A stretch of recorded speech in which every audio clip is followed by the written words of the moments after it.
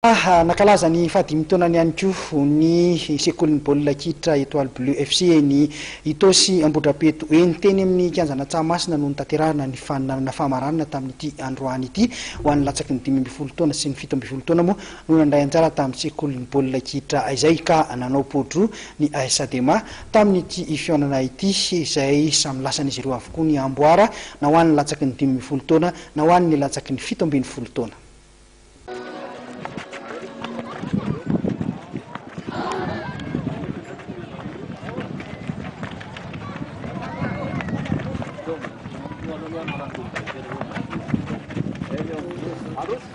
Ny farana androany ihany koa ny lalao baolina kitra fankalazana ny fahadimy taonan'ny Étoile Bleue FC eny Itosy Ambodrapeto eny ka nanao podroary ny AS-Adema na teo amin'ny latsaky ny 15 taona na teo amin'ny latsaky ny 17 taona dia lasan'izy ireo avokoa ny amboara tamin'ity fananana ity. Tratra ny tanjona hoy Andriamatoa Rakotoariso José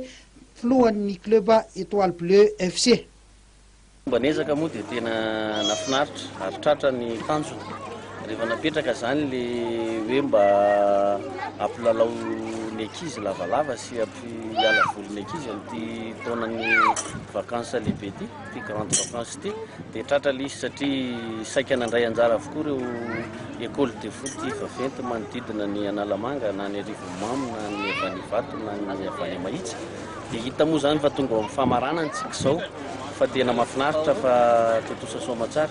dia misaotra an'Andriamanitra lehibe moa tsika amin'izay zavatra izay misaotra ny président ligue ihany koa na miara-miasa tamin'izao zavatra izao misaotra ny ben'ny tanàna n'Ambodrapeto ihany koa niara-miasa tamin'izao zavatra izao sy ireo ray aman-dreny ao anatin'ny EPP eto Tsahamasina izay miara-nitotsina fotsina masaka n'izao zavatra izao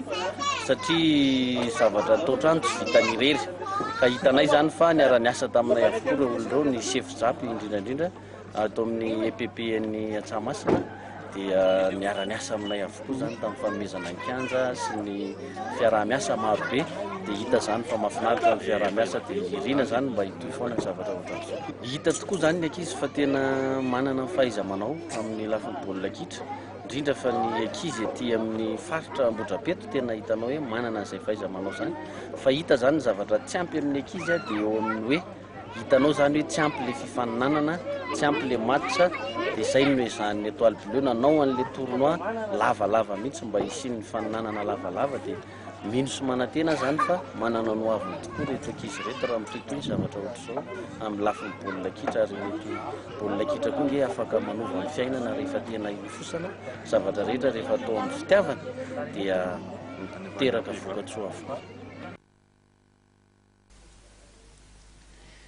Arak'izany dia niady dia niady ny lalao tandritra ity famaranana ity raha ho an'ny latsaky ny 15 taona ary dia tamin'ny isa roa noray no nandresen'ny Adema ny Étoile Bleue. Ny Étoile Bleue teto no nitarika tamin'ny isa ray nohatra teo amin'ny fizaram-potoana voalohany. Teo amin'ny fizaram-potoana faharoa vao nanova tetikady ny Adema ka dia natafiditra baolina roa izay nitondra azy ireo ho any amin'ny fandresena. Teo amin'ny latsaky ny 17 taona dia mbola tamin'ny isa 3 no roa ihany koa nandresen'ny AS-Adema ny FC Tapi. Ny farany eo zany ny andiany voalohany amin'ity fananana baolina kitra karakarainy ny sekoly ny baolina kitra Étoile Bleue FC ity.